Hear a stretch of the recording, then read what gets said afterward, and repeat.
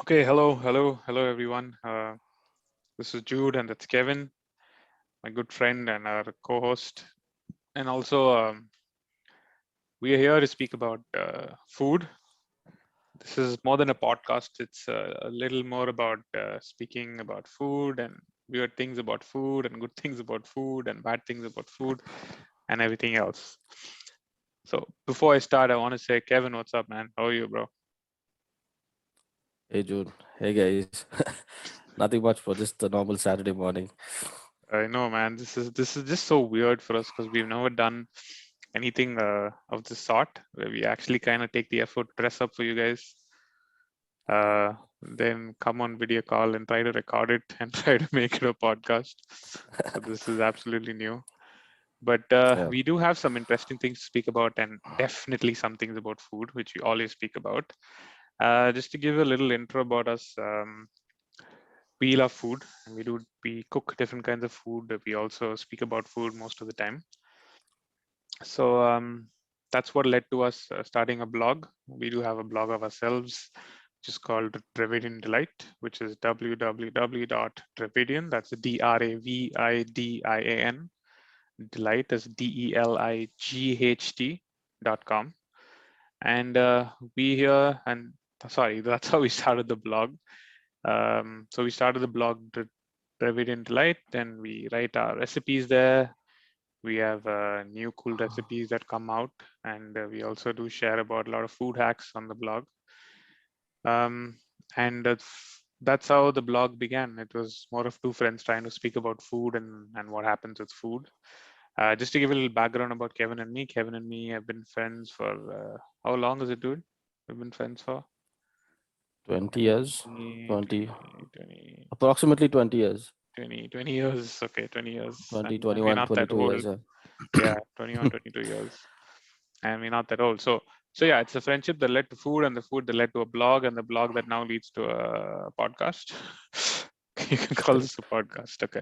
So before we start, we have a lot of things to share about us, which we eventually will.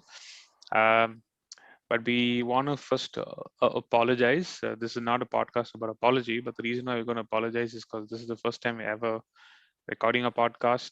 You may not find the best audio quality, you may not find the best video quality, but we do assure you that you're going to find best content in terms of talking about food, at least whatever we think makes it fun.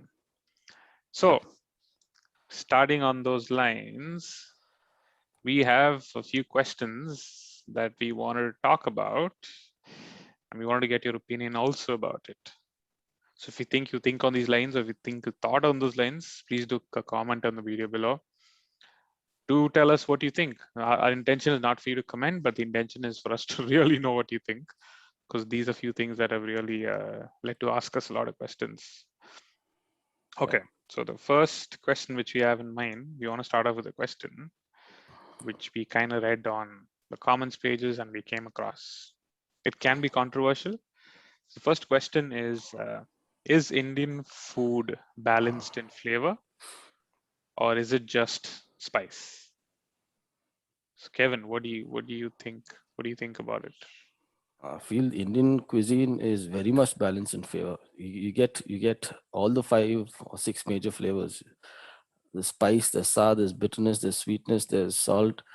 Yeah, I guess the most versatile cuisine out there would be definitely Indian cuisine. Think about burgers. People talk about Chinese cuisine, they just think about noodles and garlic. That's it. Similarly, when people talk about Indian cuisine, they just talk about spice, which is a misconception. Indian cuisine is not all about spice. That's true. You have to come down to India to probably know what exactly is in the Indian cuisine. Hmm. It's a lot more than spice. Like how our tagline for our uh, blog would be. That's true. Travel into a lot more than spice. Definitely, Indian cuisine has a lot more than spice. You have to go there, witness it, eat it, experience yourself. It's an experience. Indian cuisine itself. You got to experience it yourself. So it's not just spice. There's a whole That's true. lot of stuff. It's a whole lot of uh, a whole different ball game, I would Different say. ball game. That's And true. then yeah. I think this is what I think in my in from what people hear or I've heard people speak about and think about chicken tikka masala. They only think about the gravy or what's in the chicken tikka masala, but they don't think about the whole meal that goes with it, which is the chicken tikka masala, the naans or the kulchas, the limes. I think there are lime wedges, right? The Right. lemon wedges that's placed. There's onion. Onion. There's also a little bit of salad. Uh, some people choose to eat rice like me. Some people don't like rice with chicken tikka masala. This is a very vague example of chicken tikka masala because it's a lot more famous dish. I think people judge the type of food based on a particular ingredient or the flavor which stands out. Hmm. Uh, That's for true. example, Indian food, the spice kind of stands out at certain dishes. Not all the dishes, but only certain dishes, the spice kind of stands out. So they kind of generalize that. Okay, fine, Indian cuisine is spicy. For example, and take American stuff as well. Burger, for example. Okay, fine, Hmm. the meat is good. Okay, fine. They just cheese and stuff like that.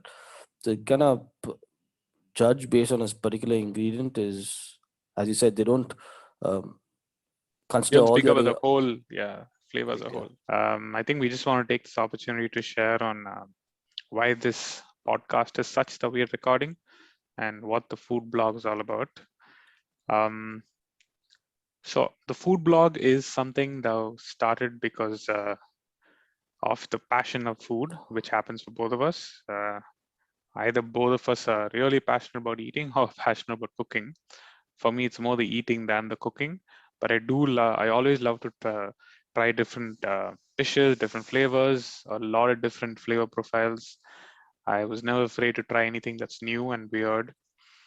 Um, but going back to why food and how it all started is a whole lot of plethora of stories on how everything happened.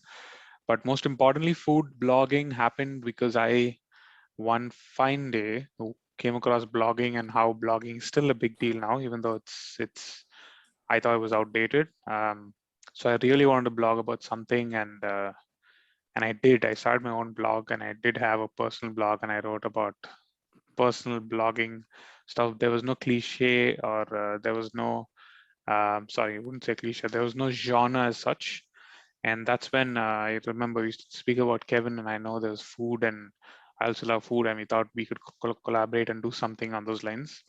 And that's where the whole Dravidian Delight as blog started, and it was more of a learning curve for both of us, especially for me. Wanted to learn blogging and also wanted to make it lucrative in terms of giving out good information.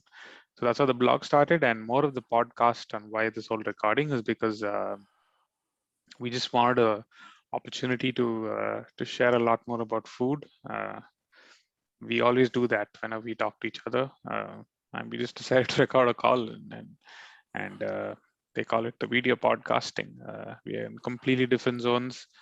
We are not in the same room, even though our video looks like we're in the same room. That it's white and white and blue, but we are not. We're in completely different zones. So I just have a few questions. The questions are: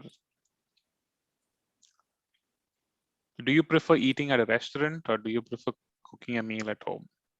Definitely the second option, cooking a meal at Cooking home. a meal at home. See, I when I go to restaurants to eat, I can evaluate the food. The first thing I see is okay, fine. The investment cost would be okay. It would be around 200 rupee plate, noodles or anything for that matter. Mhm. My my first thing is okay, fine. The investment they put for raw ingredients will just be about 20-30 rupees. I might as well cook it at home. Okay, That's we know true. cooking. We can probably just Google the recipe That's true. and Yeah. it's right there. And you just go ahead and make it yourself. It's So yeah, economical, it's faster, it's it's healthier as well. economical, faster, healthier, tastier, and also you can customize it based on your preferences. You can't call the waiter and ask him for extra cheese and all that stuff. Okay, You that's true. yourself can add extra cheese. Why you ask someone to do it for you? That's true. You Yeah. know, I think in that way I would prefer cooking at home, but at times I don't. Like I really like eating out. Like for example, a ritual of eating a breakfast on a Saturday morning outside, I love it. I'm actually more a fat kid. So for me eating out is also is I wouldn't say is something that I would not do. I would love to do it. But yeah, if definitely, given a yeah, choice, I would eat at home. That's for sure. So I'm somewhere I would say 75-25. Cooking and eating. Cooking being 75, eating out being 25, which means I don't hate eating out and I love and I like cooking at home. What do you think, Evan? Yeah, I think the same thing over here as well, Joe, because the only thing what we speak about is food. That's true. Apart from food, we just talk about our childhood stories about school and college and normal family matters. Kind of revolved around food again. Yeah, the main thing was just food, because if I look back, the in a 30-minute conversation, at least in 25 minutes we will be talking about food, like what you ate, and I'll be talking about what I cooked, and you'll be talking about what you cooked and what you ate and what I ate. It's So I true. think one one fine day when you called me late in the evening, I mean our time evening, we just came up. In fact, actually, you came up with that plan of the starting of a food blog, and then if I don't think you remember, you mentioned about our grandmother's recipes. You didn't want that to go to waste, That's true. and Yeah. then yeah, that was really that really took me. It was really interesting for me to probably put down in writing on my grandmother's recipes, and sharing it to the world, because right now people are just cooking just for the heck of cooking. Everything is readily available right there. they That's true. just uh, they just buy some stuff from the supermarket and just go home and just make it themselves. But people aren't incorporating the our old recipes. It's just going down to drain. So that's why we decided, that okay, fine, we just put this in writing. People should know, especially people of our age. People, our parents and our grandparents definitely know what goes into each and every recipe. But people of our age, they don't know much. Yeah. They just know It's true. about burgers and chips and pizzas and pastas and all the Hmm. other stuff. They don't know the Yeah. actual tempering. For example, just for seasoning, like what you would do, you would add oil, mustard seeds, urad dal, some curry leaves, and red chili. Many people don't know that, especially people of our age. I'm speaking True. from their shoes. So yeah, so I just wanted to uh, give it in writing all our recipes, and the process learn myself as well. But I asked my Right. mother as well on how to cook, and certain secrets and certain tricks on certain dishes and stuff like that. Hmm. So yeah, I think Yeah. that's where it's all started for me and for us. I would say. Absolutely. I think the whole point of I thought we were going to speak more on that, and we have a lot to share about why the actual reason. But I thought we are going to share that in a different, whole different podcast as such, because there's so much to share. But since you mentioned the whole grandma recipe part of it, I think that is something I think is missing, because a lot of people now don't really even remember what their mother's recipes are. I mean, Correct. eventually life takes on, people pass on. There's one generation, the next generation, and the generation after. So one generation leaves for the other generation to come in. So at somewhere, at some point in time, some recipes are lost. And with the rate at how we are going in terms of people not having time, people have a lot to work on. Women are now involved in the economy activity part of the society. They also work. They don't have a lot of time. So somewhere along the lines, it's not like how it was before, and how they could spend a lot of more time with their mothers in terms of learning recipes, learning food, and how things happen. Things have picked up, and there's a lot of pace in terms of how it's moving. So I personally thought that maybe what if everyone could just journal what their recipes are? If every mother could just journal their recipes, pass it on to their daughter, the daughter uses it, finds out her own recipe, she journals, passes on to her daughter. I mean, it could just be a book that's more remembered in family. That's where the whole idea came in, and I thought, okay, why not have that on a blog? Why not the journal be a blog? So it's just a journal that you could pass on from generations. And now people, it's hard for us to hold on to a journal, especially people living in different countries. So our blog, to simply put across, is just a journal of recipes that people want to pass on to the next generation. Even though as big as it sounds, and we are not inclined towards that big a responsibility and how big a blog can be as a journal, but I think someday we will get there. But that's the whole idea, the truth of how it all started. So that's Correct. good. That's a very valid point in how it all started. So yeah, so that's as what Kevin and me share. That's pretty much on how the whole idea of blog started. Yeah. That's a fantastic point. and and moreover, in the course of doing that, we learning ourselves, um, learning how to cook, learning different Learning how to blog. cuisines. Yes, exactly. Yeah, And in the process, we learn a lot of ourselves. Learn a lot ourselves. Exactly. But Kevin, I just want to ask you a question. There's something that you shared, and I want to ask you, what if someone thinks something different, right? You did share about people not having that much time to cook, or people don't cook as much Yeah, like how it was before. correct. But do you somewhat think that cooking has now become a lot more fussy or a lot more complex, and previously it was a lot more simpler? Do you think that is because of the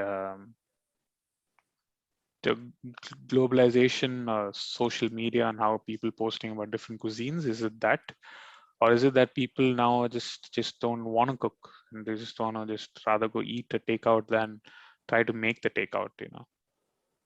I feel it's the other way around, Jude, because right now cooking is a lot more simpler Hmm. due to the ready-made ingredients available right there, and also the number of videos, YouTube videos out there. True. Yeah, yeah. I think it's much more easier nowadays, much more simpler and easier to cook rather than how it was like 10, 20 years back. Because with the help of YouTube videos and stuff like that, people are just one step away from learning a dish they would want to eat. They True. just go to YouTube, type in paneer butter masala, or type in pizza, or type in any cuisine, you name it, everything is there on YouTube. They True. just type it there, they get the recipe, at least they get a hint on what ingredients are there, so that they That's can true. go to the supermarket, they can buy it themselves, and they can cook. So I would say cooking right now is a lot more easier when compared to 10, 20 years back. Because when you look back 10, 20 years back when we were as born, my mother didn't know cooking actually. And Hmm. back in those days, you didn't have YouTube videos, you didn't have blogs, you didn't have anything. She learned That's it true. from her mother. That's right. She, yeah, the first dish what she made was chapati. Hmm. Um, so right now, if a person wants to learn chapati or fulka or any, you name it, butter naan, garlic naan, everything is there on the internet. So just one That's step true. away from googling it and finding it and cooking it yourself. But provided you should have the interest in cooking. If you don't have that interest in cooking, obviously you would end up sitting at a restaurant and eating the same food rather than you cooking it. That's true. That's agreeable. So I think somewhere with what you said, a lot of these points come in reflection of what our intention is. Even though we speak so much about cooking, and for those who are watching, we don't want to be the brand ambassadors or the flag bearers of go cook, don't eat out. We are not correct. trying to say don't eat out, you have to cook, this is the way to go. But the whole idea of what we're trying to come across is just that we are passionate about cooking, so it may sound like that, but what we are really intentionally trying to say is it's easy to cook. Because I was forced to learn to cook because I moved to a different city and there was no other choice.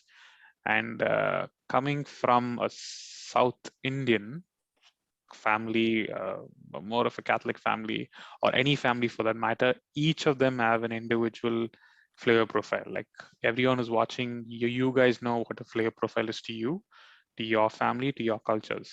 So when you move out, it's hard for you not to have the flavor profile. So the whole idea for me when I started cooking was to inculcate the same flavor profile. So I had to learn how to cook. Some of us are not given a choice. Like for me, my palate is very demanding, I would say. So I had to learn to cook, and that's how cooking started. But a lot of us somewhere compromise the part of not doing that, and we kind of want to eat out, which is also great. There are a lot of healthy meals out there. There are a lot of food prep companies now which are giving healthier meals.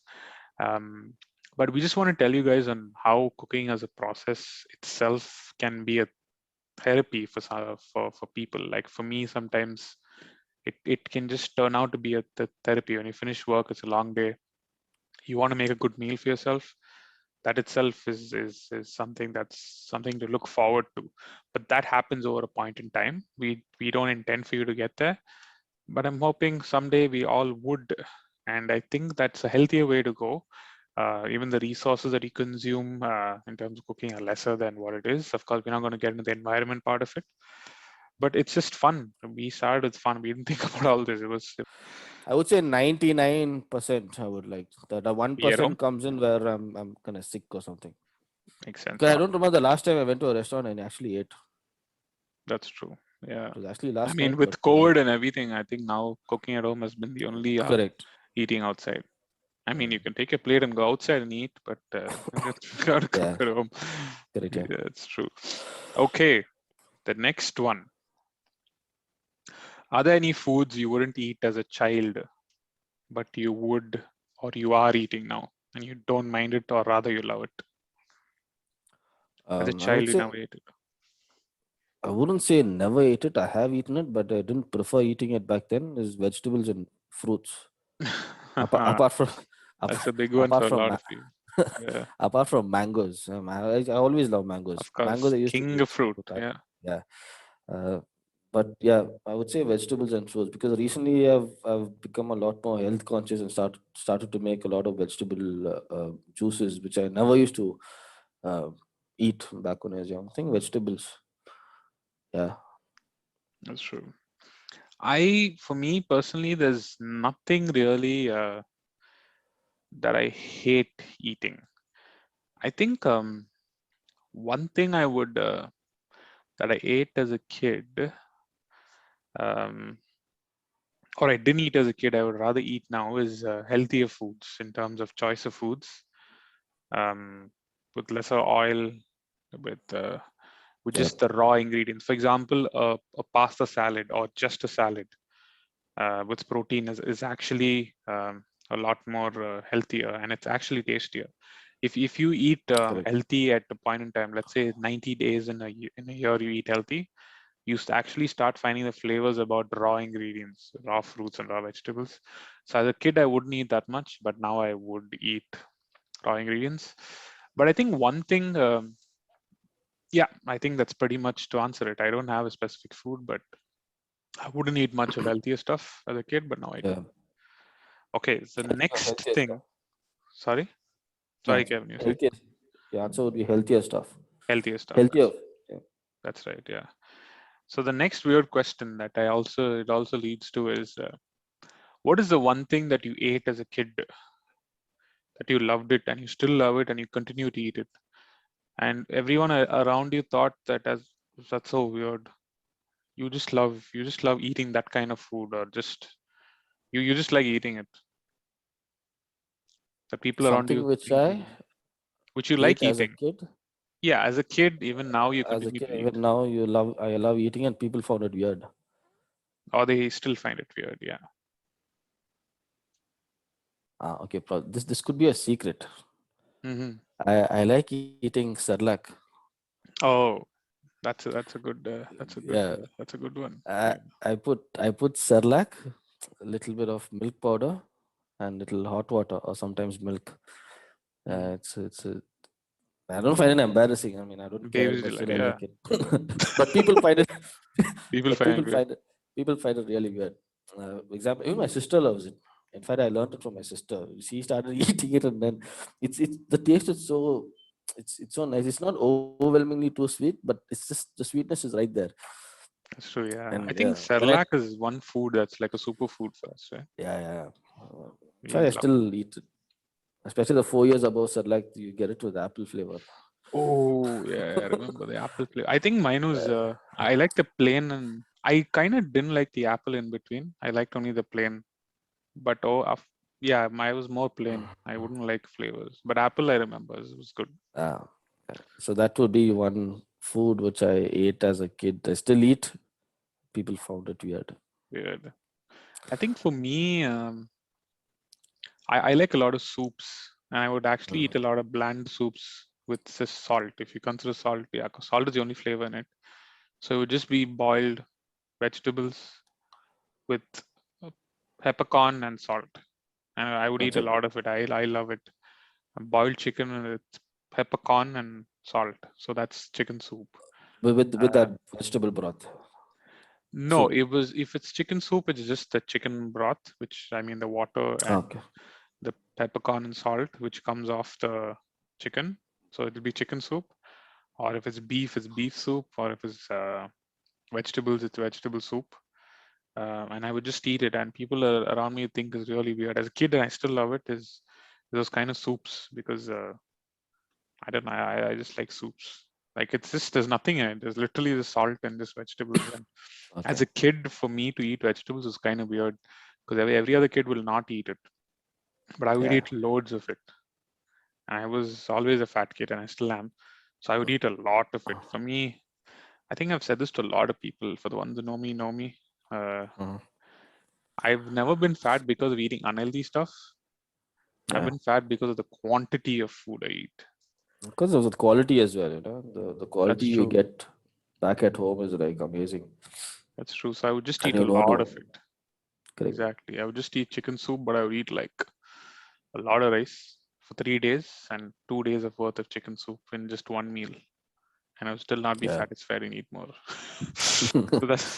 So that's just how things work. Yeah, I think chicken soup would be one of the weirdest one.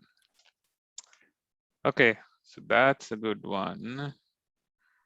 So we would just go on to one final question before we end this. Um, how important is the color of food to you? And Mhm. does the color of food affect your liking towards the food? And what kind of food is an example? Can you just read out the second part of the The question? second part is what kind of food with an example. The first part of it is does the color of food affect the Okay. taste of it and the way you perceive that food? For example, if it's let's say bread, you Okay. can never eat brown bread. You can only eat bread that's Okay. white. Okay. That's an Okay. example. Okay. See, there's a saying, like first when you see a dish or see a food on the table on a plate, you first eat that particular dish with your eyes, and then later on your tongue gets to taste it. Hmm. So the first thing which comes is your eyes. Your eyes you actually see the food, okay, fine, and then your brain gets registered whether it will taste good or not, That's true. and then comes to you actually tasting it and stuff like that. So yeah, definitely visual does matter. In fact, it's the number one. I wouldn't say number one priority, but it's right up there, because why would people do so much of hard work in presentation and garnishing and stuff like that? You go to any five-star hotel or any three-star hotel, they wouldn't actually they okay, fine, food taste does matter, but presentation comes first priority, That's because true. the first Yeah. what the customer sees is just how it's presented, how it looks. So you first eat it with your eyes. If you like it, Then eat you it. taste Yeah. it. If you don't like it with your eyes, and then obviously you wouldn't taste it.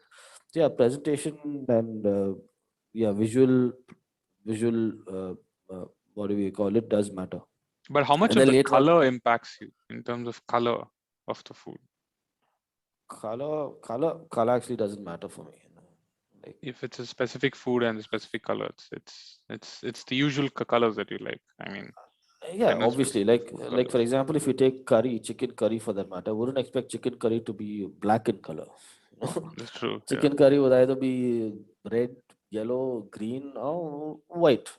It that's can't be true. black in color. So if it's odd, then definitely that'll worry me. For Yeah, example, if bread also is black, and if it's if pasta is like some pink color or something, obviously, that would worry you. That's true. yeah, that would worry you. And if bread is like green in color, for example, obviously that the color does matter, yeah, but it shouldn't be like out of the box too much. Too much of it. That's true. There actually is breads that are black.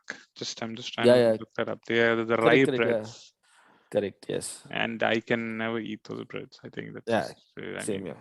with health Because reasons, I think maybe it's amazing, but yeah, I can never eat it. correct. Because the first thing which comes to your mind when you talk about bread is white bread, milk bread, or sweet bread. Okay, well, wheat bread is also there, but brownish in color. But black bread, is like they're taking it too far, I would say, some people. I think someone's Uh, pushing it.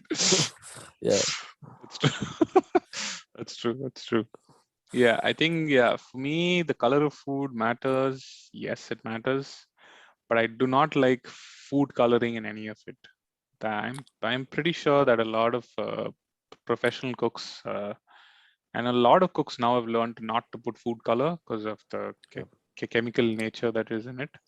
I correct, personally do not like food coloring. Sometimes when I do order takeouts, especially Indian takeouts in a foreign country, the tandoori kebabs, which you think are amazing, which I also thought are amazing. I eat it and the flavor's okay, but then it leaves a residue of red around your nails, and that just doesn't go.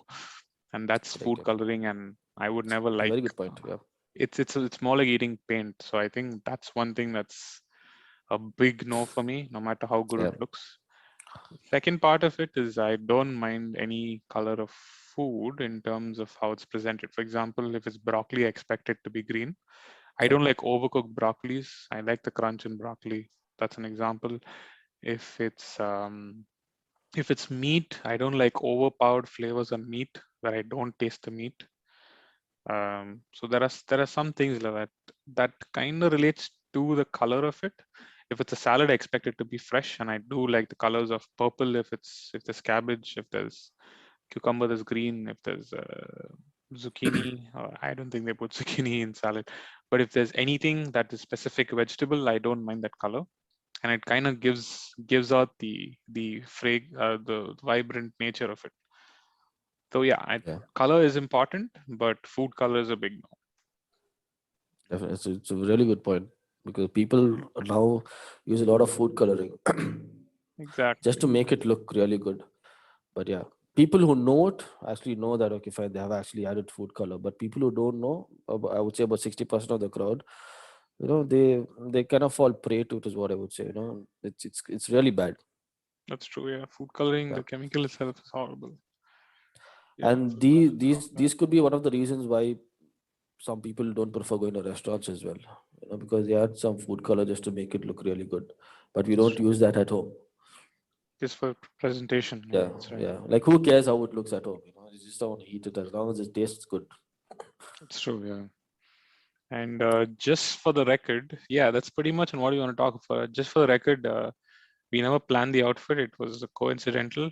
For those who think why it's blue, and for those who are watching, if you're wondering, the wall color is also Are you wearing coincidental. Chinese collar as well?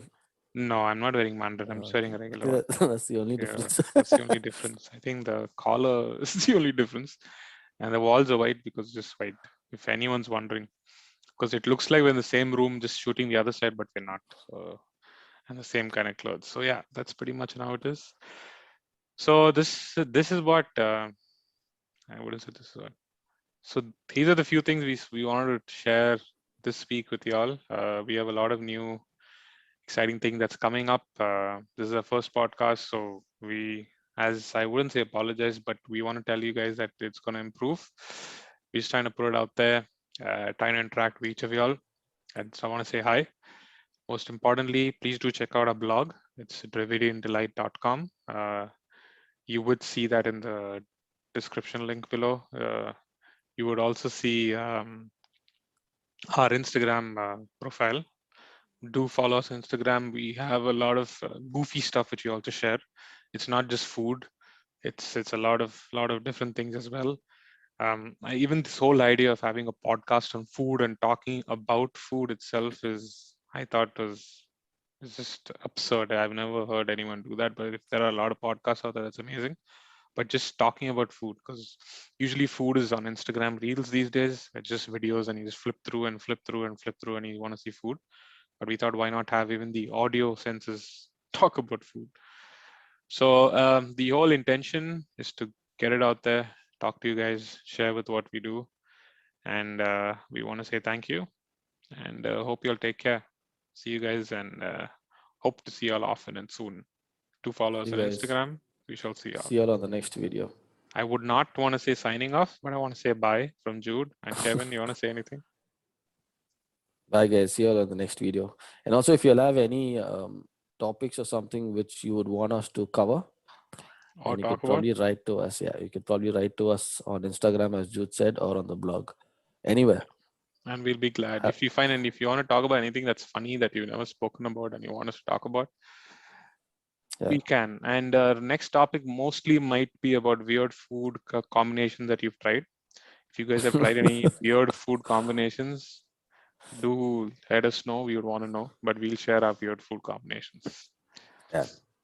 All right, guys. Thank you. Cheers. See you guys. Bye bye.